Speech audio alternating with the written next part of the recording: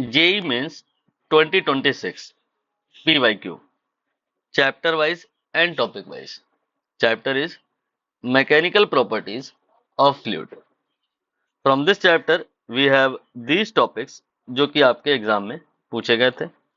Out of these topics we have discussed about principle of flotation.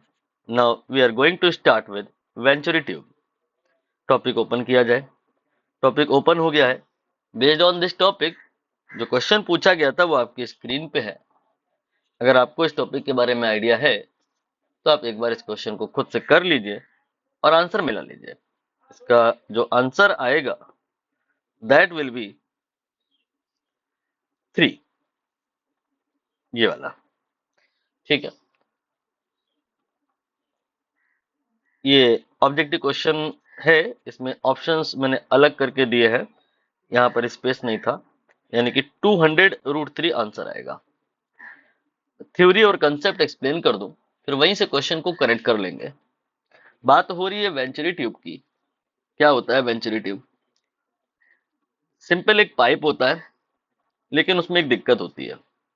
क्या दिक्कत होती है? एरिया ऑफ क्रॉस सेक्शन ये यूनिफॉर्म नहीं होता है. जैसे कि शुरुआत में अगर मान लो पाइप मोटा है तो आगे चल के वो पतला हो जाता है, या वाइस वर्सा. आगे चल करके ये पाइप पतला कर दिया गया है. इस तरह की ट्यूब को वेंचुरी ट्यूब कहते हैं. इसमें क्या देखा जाता है कि अगर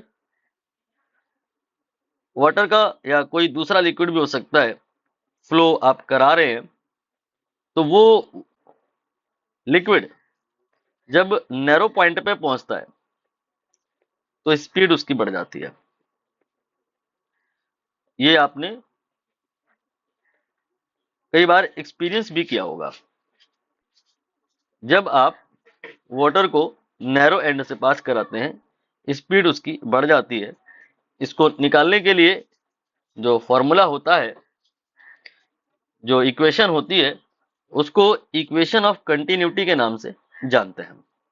ठीक है, यहाँ पर अगर वाटर V1 की स्पीड से फ्लो कर रहा है, यहाँ पर वाटर अगर V1 की स्पीड से फ्लो कर रहा है तो नैरो एंड पे, नैरो पार्ट पे ये V1 की स्पीड से नहीं V2 की स्पीड से फ्लो करेगा. और V1 V2 they are relatable given by A1 V1 equal to A2 V2. इस इक्वेशन को इक्वेशन ऑफ कंटिन्यूटी के नाम से जानते हैं. कोई मुश्किल बात नहीं है. ये फ्लो रेट कंजर्व कराते हैं.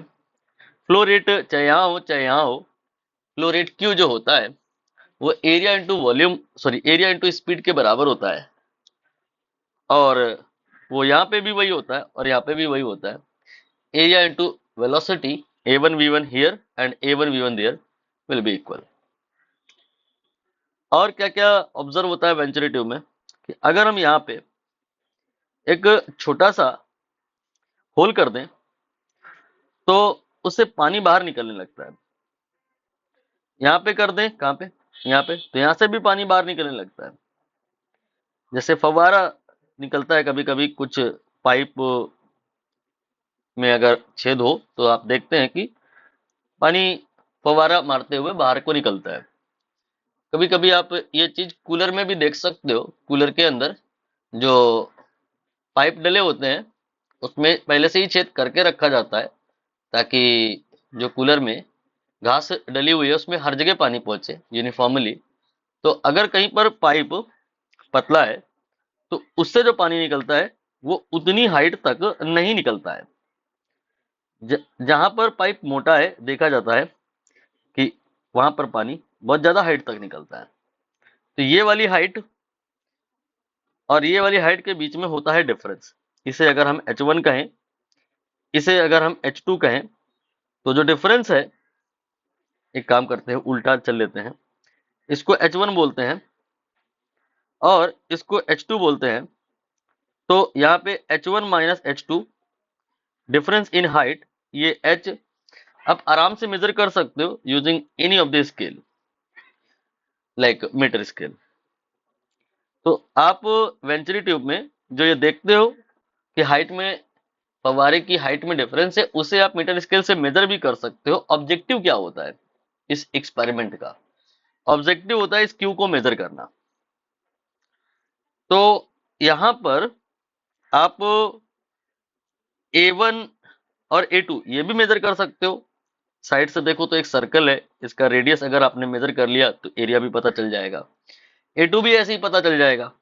मतलब मेजरेबल क्वांटिटीज जो हैं, H1 है, H2 है, A1 है, A2 है, हालांकि R1 R2 मुझे कहना चाहिए वहीं से, लेकिन एरिया A1 A2 भी निकाला जा सकता है। तो ये सारी मेजरेबल क्वांटिटीज हैं और ऑब्जेक्टिव है हमारा एक्सपेरिमेंट का कि हमें क्यू निकालना है। ये गिवन में हो गया और ये फाइंड में हो गया क्यू। इसके लिए जो थ्योरी यूज होती है इस एक्सपेरिमेंट में, क्या कि बर्नौली थ्योरम यूज करनी पड़ती है।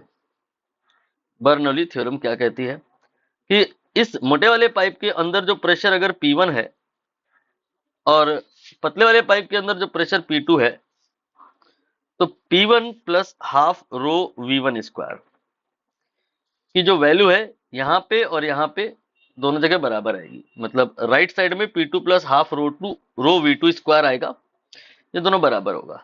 ध्यान दीजिएगा, liquid we are assuming ideal, incompressible, so density here and there दोनों जगह बराबर ली गई है, वो अलग अलग नहीं ले सकते।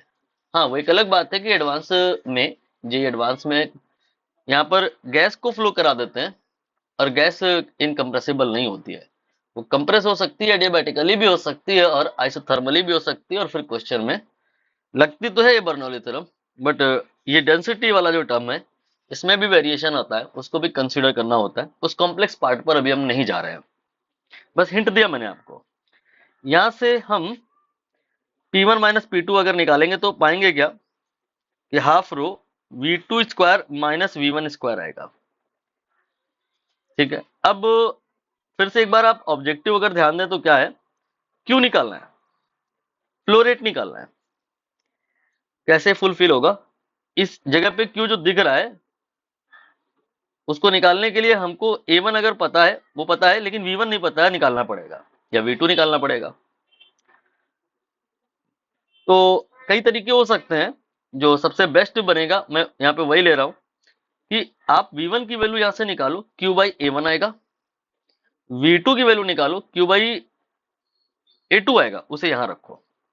ठीक है, और P1 और P2 जो है वो तो सिंपल, बचपन से ही हम लोग पढ़ते आ रहे हैं, P बराबर H रो जी, वहीं से निकाल लो। ये जो P1 है ये रो जी H1 के बराबर होगा, और जो ये P2 है ये रो जी H2 के बराबर होगा। वैल्यू पुट करें आप तो रो जी देन H1, और कॉमन लेकर के अगर बात करें तो H1 minus H2 then half rho and V2। V2 यहाँ का वेलोसिटी है, जो कि इधर से अगर आप निकालें, A1 को डिवाइड में लाएं तो Q बाई A2 हो जाएगा। ये V2 का वैल्यू है, स्क्वायर भी कर दिया मैंने, minus Q divided by A1 and इसका भी स्क्वायर कर दिया। अब थोड़ी सी कैलकुलेशन है, वो भी कर लेते हैं, ज्यादा मुश्किल नहीं है कैलकुलेशन। ऑब्जेक्टिव अगर आप ना भूले हो तो वो ये है कि हमें क्यू निकालना है। यहाँ पे रो कैंसिल हो जाएगा, कैंसिल कर दिया मैंने। इसके बाद में 2 को क्रॉस मल्टीप्लाई करें तो 2GH1 माइनस H2। इसके बाद में ये आपका क्यू स्क्वायर कॉमन हो जाएगा, यहाँ 1/A2 स्क्वायर, यहाँ 1/A1 स्क्वायर बचेगा। तो क्यू स्क्वायर मैंने कॉमन ले लिया है, और यहाँ पे 1/A2 square minus 1/A1 square लिखा। ऑब्जेक्टिव हमारा है कि हमें Q निकालना है, तो Q स्क्वायर हम निकाल रहे हैं, आएगा ये 2GH1 माइनस H2। देन इसके बाद में इसको हम एलसीएम लेकर के क्रॉस मल्टीप्लाई कर देंगे, तो ये आ जाएगा A1 square and then A2 square and divided by A1 square minus A2 square. अब स्क्वायर रूट ले लेंगे तो Q बराबर आ जाएगा A1 A2 and under root के अंदर A1 square minus A2 square and then multiply में 2G H1 माइनस H2, और ये रहेगा अंडर रूट में। आई स्ट्रांगली रिकमेंड कि आप इस फॉर्मूले को याद कर लें। डेरिवेशन भी मैंने कर दिया है, आपको समझ में भी आ गया है, लेकिन फिर भी स्ट्रांगली रिकमेंड क्या कर रहा हूं मैं कि इसे आप याद कर लो। रीजन, इस फॉर्मूले पर क्वेश्चंस फ्रीक्वेंट हैं, बहुत ज्यादा आते हैं, बार बार आते हैं। तो अगर आप याद कर लेंगे तो समय बचेगा। बोर्ड में भी आते हैं, जेई में भी आते हैं, नीट में भी आते हैं, इसलिए डेरिवेशन कर करके इस फॉर्मूले को बना करके इस क्वेश्चन में दी गई वैल्यूज को पुट करना become a lengthy process. Better to remember this formula which is recommended by me and then directly put the values। अब वही करने जा रहे हैं। मैं मान रहा हूं कि आपने इस फॉर्मूले को याद रखा था, इसको यहां पर डायरेक्टली लिख देंगे, ये सब नहीं करेंगे एग्जाम में। और अब वैल्यूज पुट करेंगे। a1 a2, ये a1 a2 है, यहां पे रख रहा हूं मैं। तो 6 into 3 divided by under root में 6 स्क्वायर माइनस 3 स्क्वायर। देन इसके बाद में अंडर रूट में 2gh, जी की वैल्यू मैंने 1000 ली है। आप सोचिए मैंने ऐसा क्यों किया। यूनिट का इशू है इस क्वेश्चन में। आंसर अगर आप देखें तो हमें सेंटीमीटर क्यूब पर सेकंड में निकालना है। इसका मतलब better to go not with SI system, better to go with CGS system. इसीलिए मैंने वैल्यू सीजीएस सिस्टम में रखी है। एरिया जो सेंटीमीटर स्क्वायर में था वहीं पे उसी यूनिट में ले लिया, मीटर स्क्वायर में कन्वर्ट नहीं किया। बस जो जी यहाँ 10 रखना था वो मीटर पर सेकंड स्क्वायर में था, ऐसा ना करते हुए सेंटीमीटर पर सेकंड स्क्वायर में कर लिया। और h, ये h1 माइनस h2 क्वेश्चन में दिया है 5 सेंटीमीटर। इसे आप पुट करें, यहाँ पे यूनिट को चेंज ना करें। सीजीएस सिस्टम में आंसर आएगा सेंटीमीटर क्यूब पर सेकंड में आएगा। अब कैलकुलेशन पार्ट है, ये तो आपका 10,000 हो जाएगा, स्क्वायर रूट होके 100 हो जाएगा। ये 6 इंटू 3 हो जाएगा। यहां से 3 स्क्वायर कॉमन निकालो, बट अंडर रूट में है तो 3 आएगा कॉमन। और अंडर रूट के अंदर जो बचेगा that will be 2 square minus 1, यानी कि 4 माइनस 1 यानी कि 3। We can say under root 3 यहाँ पे आ जाएगा। ये अंडर रूट 3 हो गया। ये कैंसिल किया मैंने,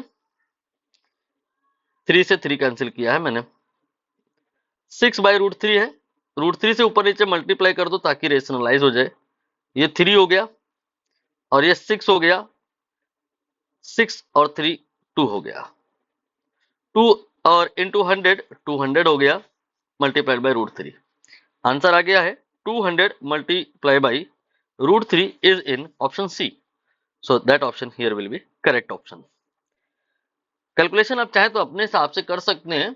मैं बार बार कहता रहता हूँ, फिर से कह रहा हूँ कि कैलकुलेशन मोस्टली टीचर्स की अच्छी नहीं होती है, इसलिए टीचर्स की बताए गए स्टेप्स को बहुत ज्यादा आपको वैल्यू नहीं देनी है। उन लोगों के कंसेप्ट अच्छे हुआ करते हैं। कैलकुलेशन आप आत्मनिर्भर बने, खुद से करें। चलिए इंडेक्स की तरफ चलते हैं। कोई डाउट है अगर आप कमेंट कर सकते हैं। नंबर है आपके पास तो फोन नहीं कर सकते हैं, बाकी टेलीग्राम और व्हाट्सएप कर सकते हैं। ये वाला टॉपिक फिनिश हुआ है, इसको मैंने टिक कर दिया। अब ये वाले टॉपिक की स्टार्टिंग अगले वाले वीडियो में किया जाएगा।